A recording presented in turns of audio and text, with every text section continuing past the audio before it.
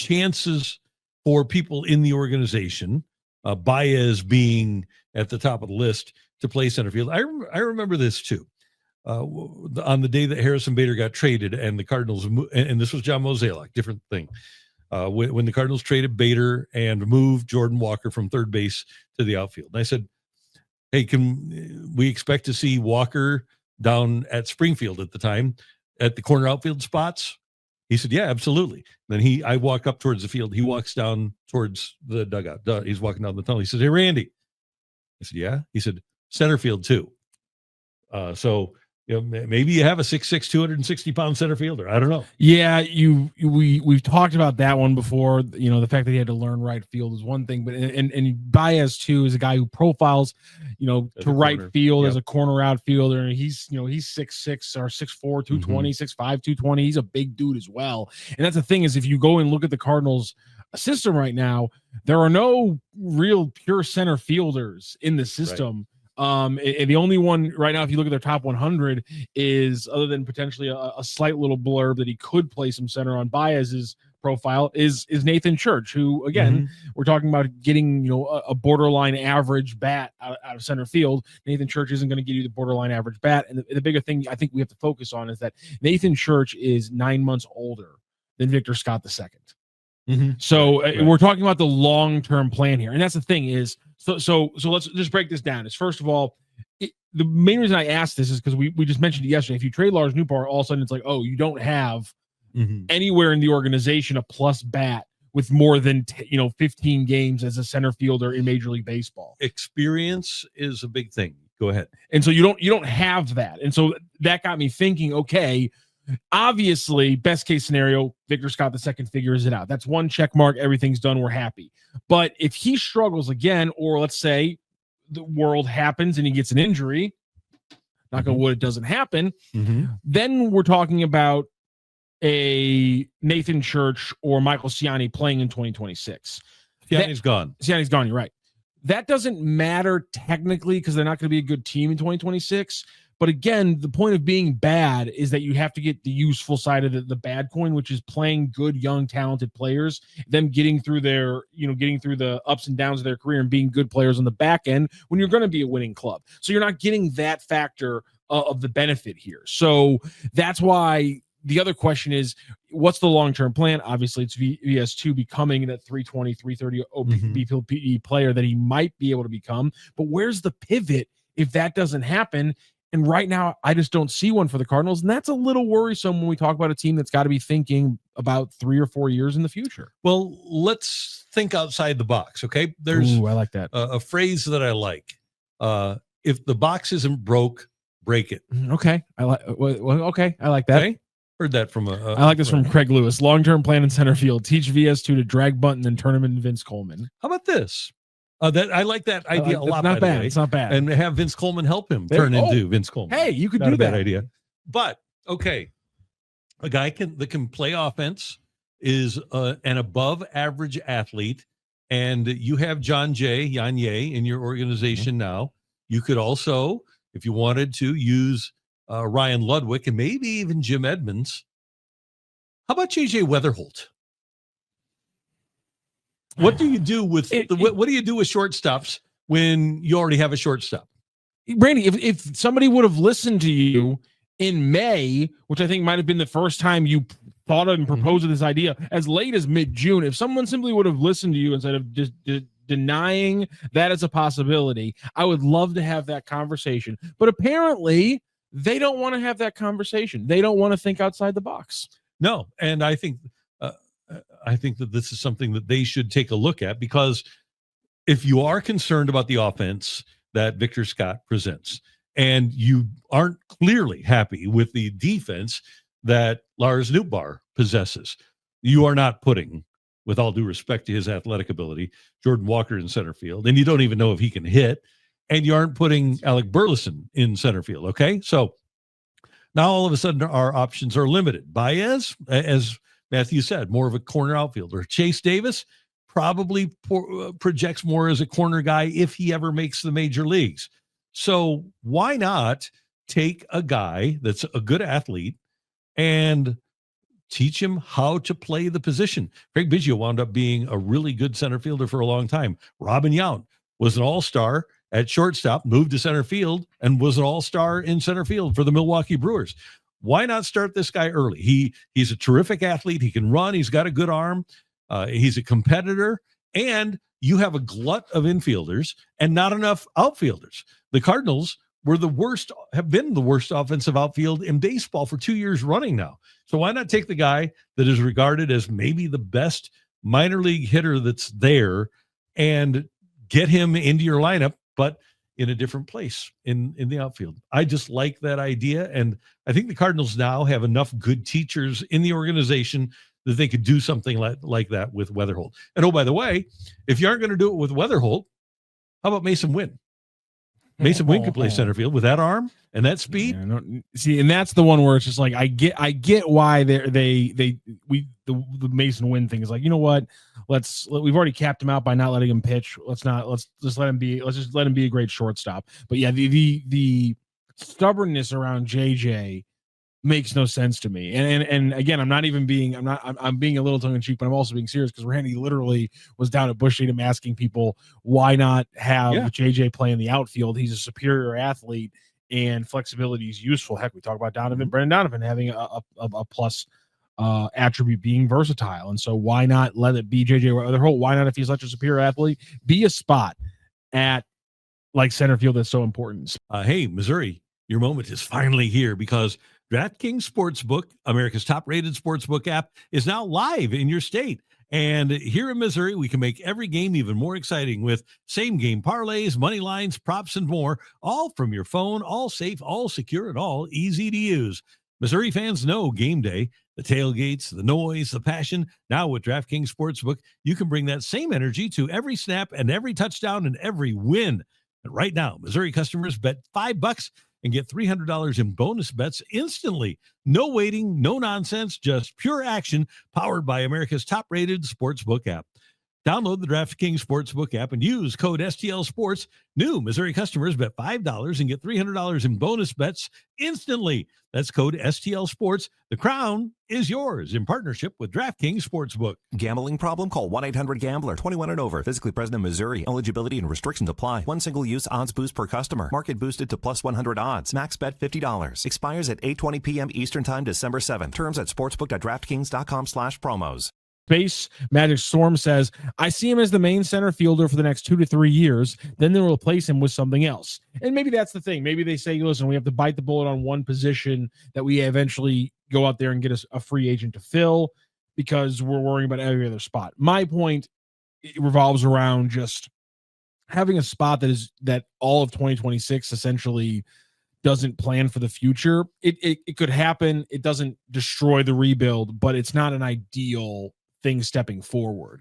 And they have an off season to potentially find somebody to fit. They have maybe this changes. Maybe this is a thought process like this would change one of the trades. I'm not sure. Well, if you go back to the days of Whitey Herzog, they brought up Andy Van Slyke. He was an outfielder, drafted as a number 1 pick as an outfielder. And when he came up to the majors, he was a third baseman. Not a very good one, he'll admit to you, but they tried to find a spot for him, and he wound up obviously being a Gold Glove quality center fielder. And there were several other guys that Whitey would change the positions of. Mike Ramsey, he could put him anywhere in the lineup and utilized him there. They moved Jack Clark, when they got him from right field to first base. They did that a lot. The Cardinals under Whitey Herzog did that a lot.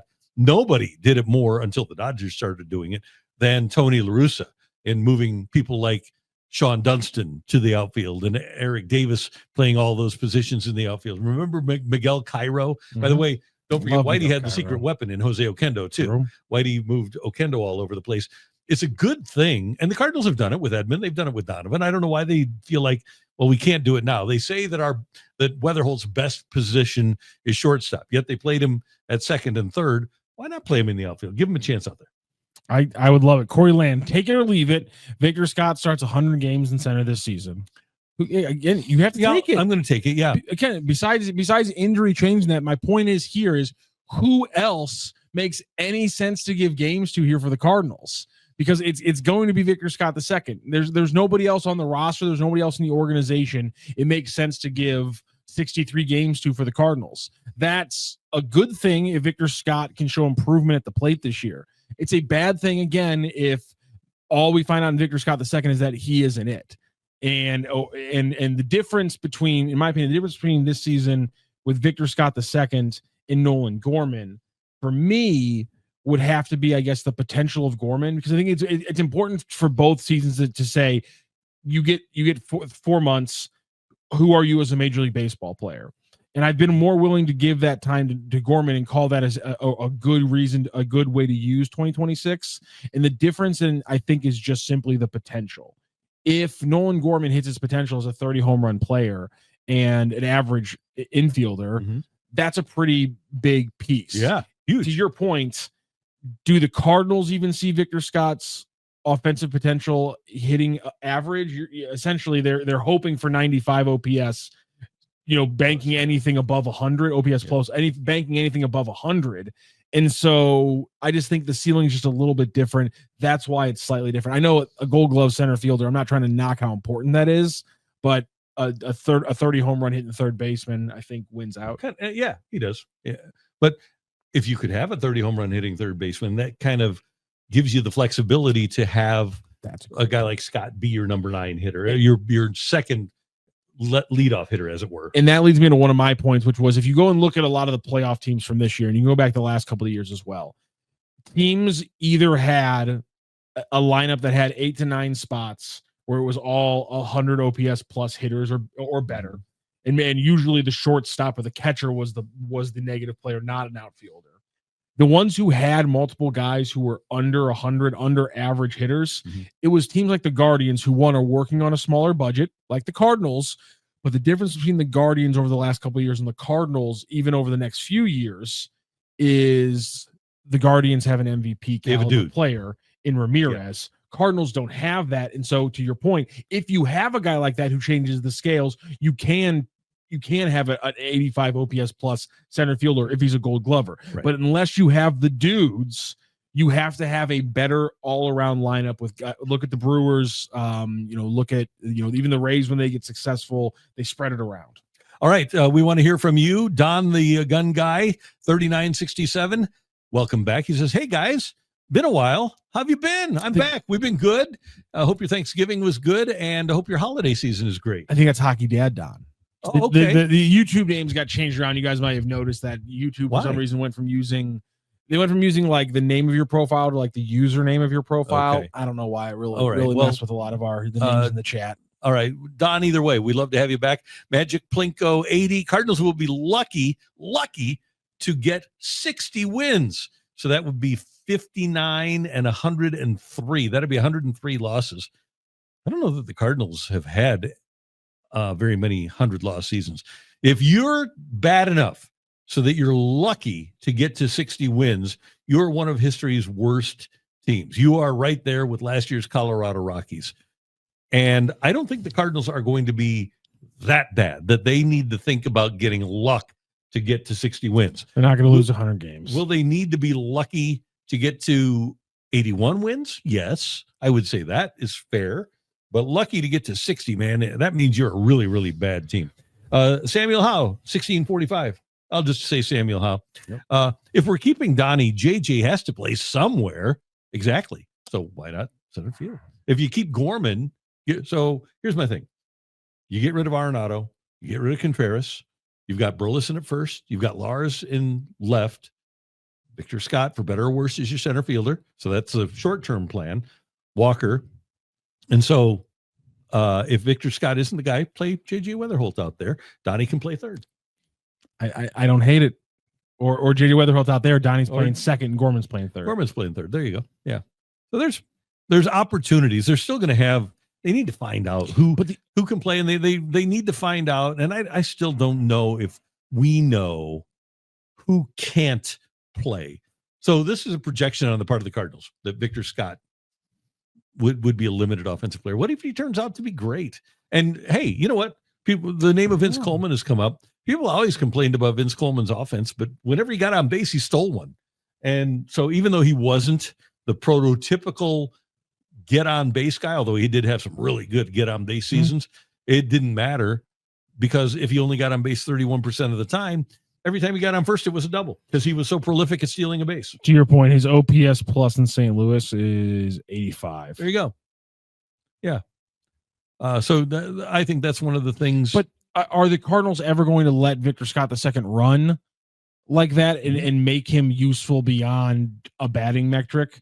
By the way, Victor Scott's OPS plus last year was 72, which is still 16% below Vince Coleman's or 13% below Vince Coleman's 85. But I mean, he ran, so every single was worth more than it would come out in slugging percentage and things like that. And every batting average that he got on was worth a little bit more than for most other people. Are they ever going to use him the way that you have to use a Vince Coleman like talent to actually make them a useful player offensively, because they're never going to get on base or slug at a better level? And I guess one of the questions we have to have answered then is, will the Cardinals do what the Rays have done and utilize their athleticism and their speed to steal bases? Because Tampa Bay, while being at the forefront of analytics, has also come back to utilizing their speed and become one of the best base stealing teams in the sport. So will the Cardinals follow that lead as the Rays have? And the Rays are really good about exploiting inefficiencies. And one of the inefficiencies why do they have to do that? Why do they have to be so good at that, Randy? Well, here's the thing. All you have to do is be logical. You don't even have to be good. All you need to do is be logical. Okay. So you get to a point where in baseball, it's three true outcomes, and everybody's waiting for the 3-run homer. And nobody cares about speed offensively. So nobody cares about speed defensively. Even now, teams aren't set up to defend the run. And if you have athletic players, you can run on most teams in Major League Baseball because they don't do an overall great job of holding runners on. And now with the bigger bases and with the advent of the throw over rule that you can only disengage twice, people should be going crazy stealing bases. And my point was that when you're not spending money, when you're always perpetually losing the race in one arena, which is the spending money arena, you have to win the race in other arenas, which is, to your point, the inefficiencies that the Rays are always trying to take advantage of. They're never going to win the market race, so they got to win the let's play with speed, let's get on base, let's have useful relief pitching, let's be on the forefront of scouting and analytics and things like that. So if the Cardinals are just going to abdicate one of those inefficiencies while lowering their payroll, much like the Guardians or the Rays are want to do, then they have to either, one, find a dude like the Guardians did, or two, they better start plowing every inefficiency and farming every inefficiency they can, and that means let Victor Scott run and teach Masyn Winn how to. I will ask you this question, kind of like a lawyer, because I already know the answer. But what is it that teams pay for in offensive players? What do players get paid for when they're playing offense? RBI? Nope. OPS? No, sorry. On-base percentage. No. What? It's home runs. Okay. Home runs. And if you put a team together like, the 1985 Cardinals, who led the league in runs despite not hitting a lot of home runs, you put a team together that can steal bases like that, then you have a chance to be pretty darn good offensively. By the way, Tampa Bay Rays led Major League Baseball by 30 stolen bases in 2025. They had 194. The Brewers were second in Major League Baseball with 164 stolen bases. So the team that is kind of built on the analytics model has decided, you know what, stolen bases are not a bad thing.